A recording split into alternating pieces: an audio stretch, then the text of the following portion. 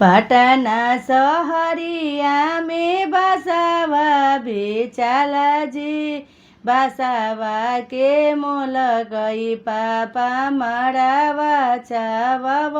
हो, बसावा के मोल गई पापा मड़ावा छावा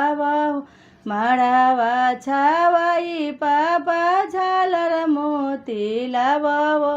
मड़ावा छावाई चाचा झालर मोती लावा हो, ताही मड़ावा बैठेली कवन सुहावा रानी हो, ताही मड़ावा